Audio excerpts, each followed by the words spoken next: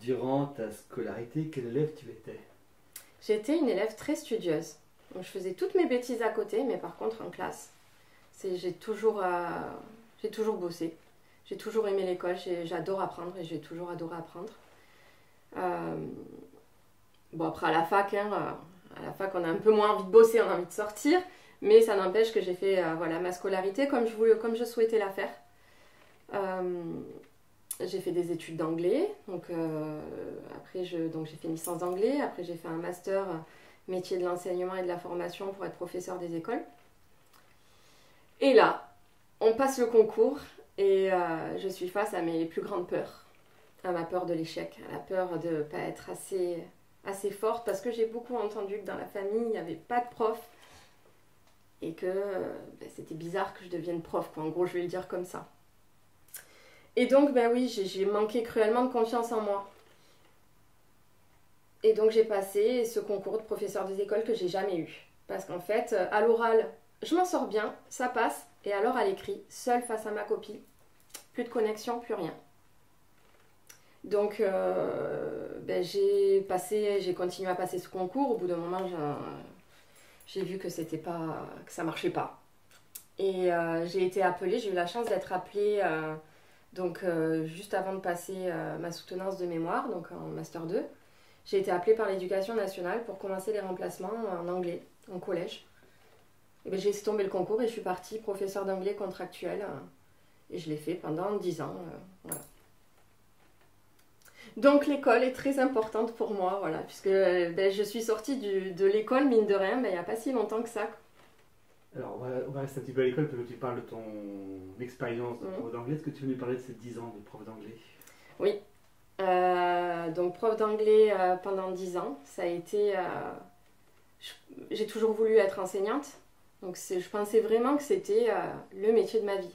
Ma vocation, et je l'ai vécu comme ça pendant très longtemps, en fait, jusqu'à ce que je tombe malade et que je puisse plus. Et c'est en arrêtant, donc j'ai été quand même en congé longue maladie, et c'est en arrêtant, et en faisant ce travail sur moi que je me suis rendu compte à quel point ce métier pouvait me stresser. Parce que comme j'étais contractuelle, je changeais d'établissement chaque année. Donc toute l'autorité qu'un prof peut avoir quand il est dans un établissement depuis plusieurs années, ça moi il fallait que je le refasse en fait chaque année.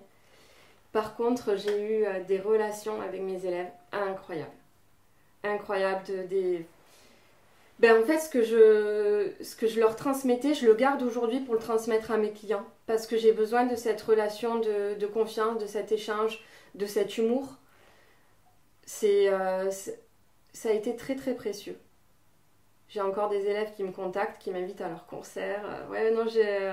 Ça a été très très précieux, très riche, mais au final, avec le recul, j'ai du mal à rentrer dans le moule des profs aussi. Et avec le recul, j'aurais pas pu faire ça longtemps par rapport au stress parce que j'aurais jamais passé le concours. Du coup, j'ai tellement de mauvaises expériences avec ces concours que j'aurais pu, mais bon, après, c'est quitter son mari pendant un laps de temps et ses enfants, donc j'avais fait le choix de rester contractuelle. Donc ça m'a enrichi chaque année de nouvelles rencontres. J'ai plein d'amis et profs que je côtoie encore, très enrichi. Je trouve que c'est un métier, être prof, dans lequel on a beaucoup de chance. Alors oui, c'est peut-être pas facile, mais je pense qu'il n'y a aucun métier facile. Je pense qu'on a beaucoup de chance, parce qu'on a cette liberté de pouvoir apporter l'information et apporter la compétence de la façon dont on le souhaite, cette liberté pédagogique qui est fabuleuse. Donc on n'est pas... Voilà, c'est pas ce moule, voilà, on doit telle notion, on l'apprend de telle façon. Non, on est libre de choisir ce qu'on veut. On est avec de l'humain. Donc je pense qu'il est important d'avoir envie d'aller en classe le matin, envie de préparer ses cours, envie de chercher des approches ludiques, des approches qui leur parlent. Et j'ai entendu beaucoup d'enseignants se plaindre de la difficulté du métier, mais on a quand même assez de temps pour se reposer après et pour préparer nos cours et pour... Donc je me suis jamais... voilà, moi j'ai peut-être un côté rebelle, mais là il ressort pas du tout en fait. Voilà, je pense que quand on choisit un métier, on le choisit avec le cœur.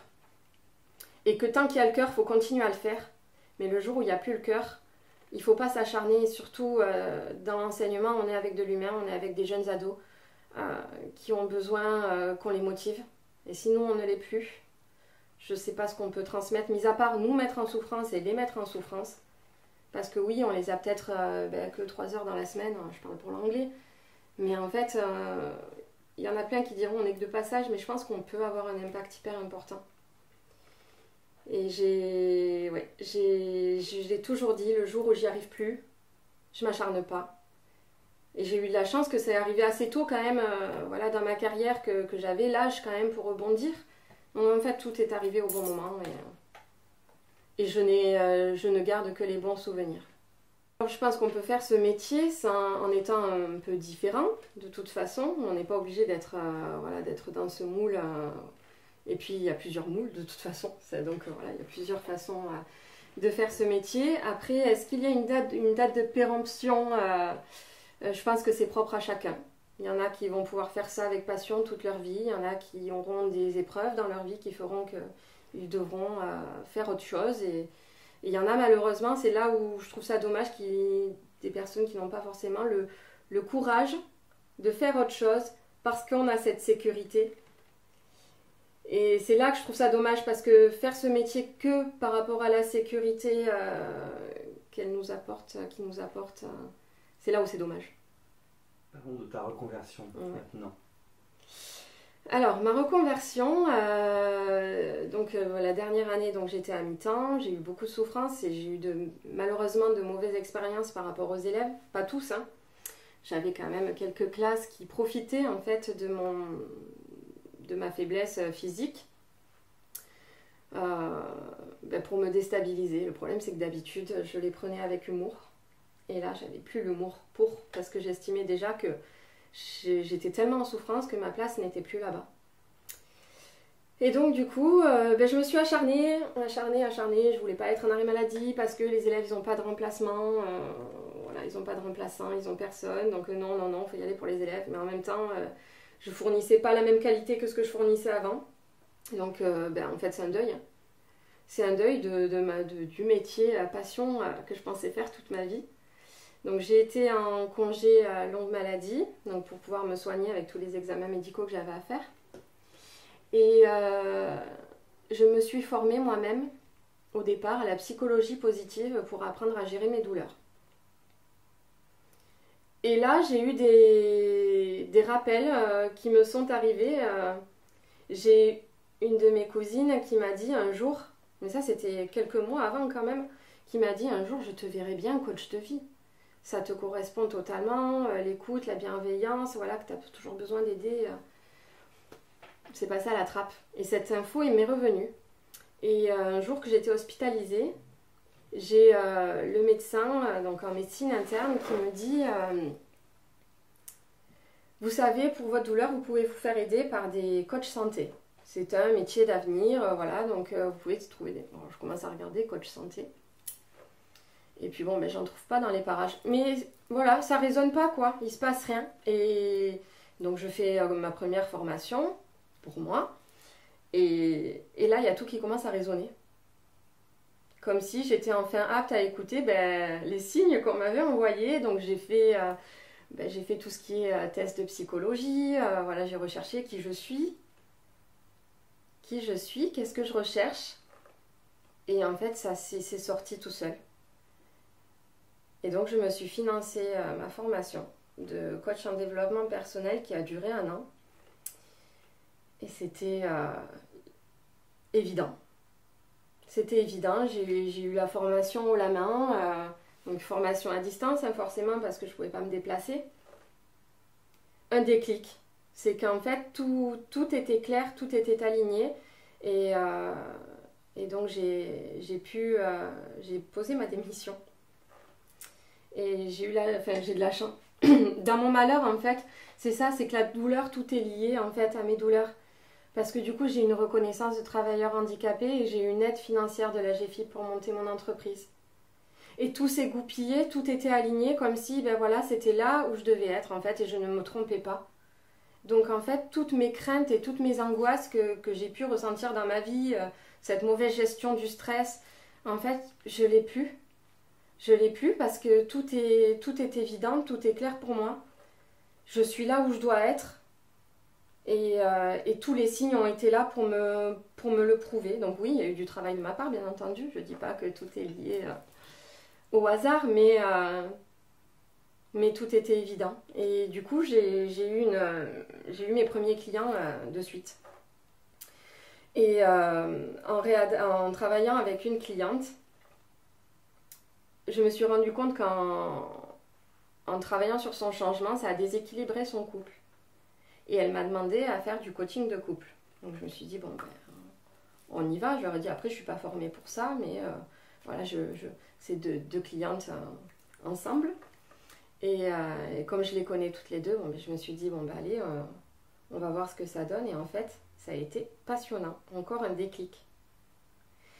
Et donc je dis, franchement, je commence à réfléchir à une formation pour le coaching conjugal. Et là, ben, bizarrement, j'ai une autre demande d'un couple. Je me suis dit, encore une demande, enfin voilà, on doit m'amener là. Et donc j'ai fait ma formation, j'ai refait une formation de coach conjugal. Donc voilà, donc aujourd'hui, je suis les couples et c'est encore plus intéressant, c'est encore plus difficile. Parce qu'il y a encore plus d'analyse et il y a encore plus d'écoute.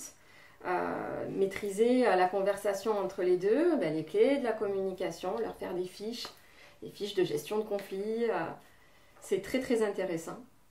Il faut faire attention à ce qu'on dit encore plus, les mots qu'on utilise, très très intéressant. Est-ce que tu peux juste nous développer ce que c'est que ce métier de coach de vie, en quoi ça consiste, qui vient te voir, etc. Alors, le coaching en développement personnel, c'est un accompagnement psychologique qui va faire un état des lieux en fait, du moment présent et de là où les problématiques que le coaché peut rencontrer. Donc, on essaie bien sûr de savoir d'où viennent ces blocages, d'où vient cette problématique, parce qu'on n'arrive pas avec une problématique comme ça du jour au lendemain.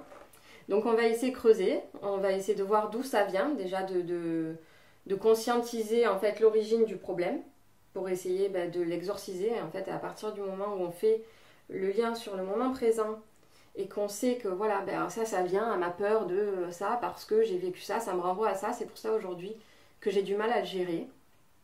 Et donc déjà, ça c'est le premier travail parce que c'est l'essentiel en fait de comprendre voilà, qui on est, pourquoi on a cette difficulté aujourd'hui. Et c'est une thérapie qui est beaucoup plus rapide, c'est une thérapie brève, c'est plus rapide qu'une psychothérapie qui va plus en profondeur. Et le but, c'est de donner des outils à la personne pour être le plus épanouie le plus rapidement possible. Voilà, donc on est quand même sur passé, enfin présent, on voit un peu le passé, mais on donne des outils vraiment pour l'avenir. Donc je fais de la sophrologie, je fais des thérapies cognitives et comportementales. Ça permet de réadapter son mode de pensée et son mode de comportement, pour qu'il soit plus adapté pour répondre à la problématique. Parce que des fois, ce sont des comportements qui sont ancrés. Donc en gros, c'est une rééducation. On essaie de défaire pour refaire, pour que ce soit plus adapté et qu'on puisse se débloquer et se libérer d'une certaine émotion ou d'une problématique. Le rapport de cette pratique par rapport à toutes les thérapies, je dirais, officielles, psychothérapeutes, psychiatres, compagnie. Tu peux nous en parler ? Disons que j'ai vu des psychologues. Pour moi, quand à un moment donné, j'arrivais plus à gérer mes émotions et que tout était brouillon, mélangé. Donc au niveau de l'accompagnement en psychologie, c'est très important quand on ne sait pas d'où ça vient, où sont nos problèmes. Donc là, c'est bien d'aller le creuser, d'aller creuser dans son enfance. Je ne vais pas traiter, moi, le traumatisme. Par contre, prendre conscience du traumatisme et essayer de réadapter son comportement et son mode de pensée pour essayer de le surmonter, oui. Mais je ne vais pas aller le creuser, le traumatisme. Je vais essayer d'en libérer la personne, mais des fois, ça peut ne pas être suffisant. Et du coup, la psychothérapie est là intéressante. Et là, je saurais orienter mes coachés vers un psychologue ou une psychothérapeute parce que je vois que les blocages sont trop profonds. Donc, par exemple, le psychologue ne donnera pas systématiquement d'outils au quotidien pour pour aller mieux. Voilà. Donc moi j'essaie de ne pas multiplier non plus les outils parce que je veux pas me dire je suis pas capable de tout faire et je veux pas être capable de tout faire. Par contre, j'ai des partenariats et je propose du coaching sur mesure où les clients peuvent, en fonction de leur sensibilité, choisir d'autres accompagnants et ça vient en fait englober le coaching. Donc j'ai une aromathérapeute, j'ai une maître Reiki, j'ai une art thérapeute, j'ai une conseillère en images, j'ai une photographe et tout ça, ça répond à des problématiques et je pense que l'union fait la force. Et en fonction des sensibilités de la personne, voilà, soit les personnes peuvent être plus spirituelles et ça va être plus sur l'énergie, le magnétisme, ou alors plus terre à terre, ou vraiment où là c'est l'image qui est important pour la personne à travailler. Dans ce cas-là, il y aura le conseiller en images et le photographe. Donc en fait c'est riche. C'est très intéressant parce qu'il y a plein de possibilités et autant qu'il y a de coachs ou de thérapeutes, il y a de façons d'aider les gens.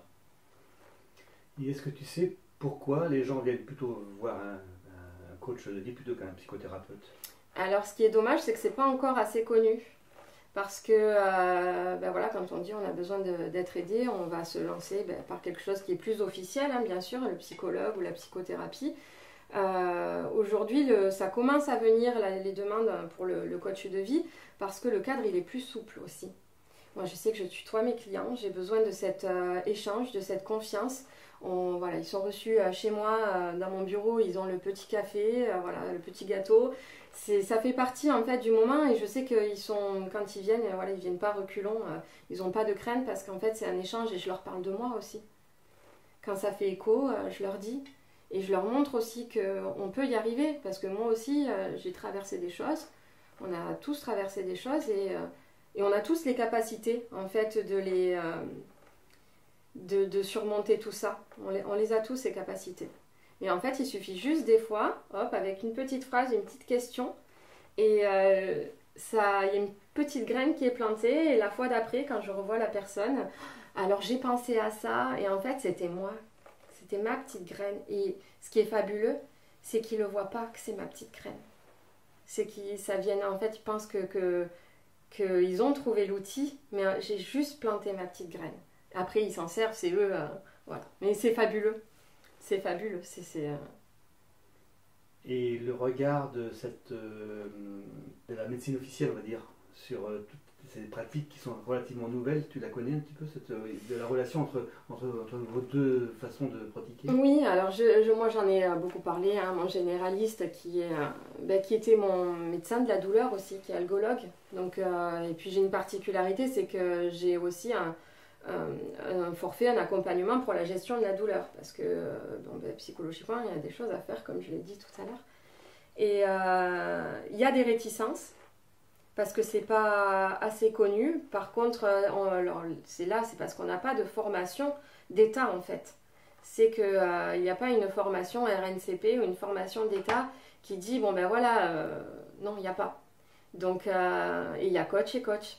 Il y a ceux qui ont fait des formations bien poussées en psychologie, qui sont intéressés, qui ont fait le travail sur soi.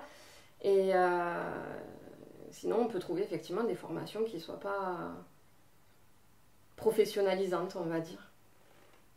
Tu as eu d'autres activités professionnelles autres que l'enseignement et cette nouvelle activité? J'ai démarré l'enseignement, j'avais 21 ans, donc je finissais à peine mes études. J'étais encore en Master 2 du coup quand j'ai commencé.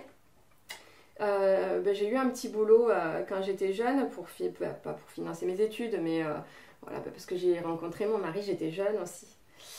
Donc c'était au départ saisonnier, puis après j'ai signé, donc j'ai commencé à la fin du bac. Je travaillais dans une croissanterie. Voilà, donc je faisais le service, je faisais les sandwichs le matin, voilà. Et puis après j'ai arrêté parce qu'il fallait que je me concentre à mon concours. Voilà, mais bon, c'est vrai que ça apprend des choses aussi. On va donc rester sur les deux métiers principaux, c'est-à-dire celui que tu as exercé pendant 10 ans et celui qui exerce maintenant. Qu'est-ce que ces métiers t'apportent ou t'ont apporté? Alors, ces métiers m'ont permis on est toujours dans le relationnel. On est toujours dans la pédagogie, dans ces deux métiers. Donc, comment transmettre un message de la bonne façon pour que ce soit bien entendu, bien compris, On en revient à ça. On en revient aussi à l'aide parce que je pense avoir aidé certains élèves quand je les sentais en souffrance. Et là, je voyais la limite de l'enseignement.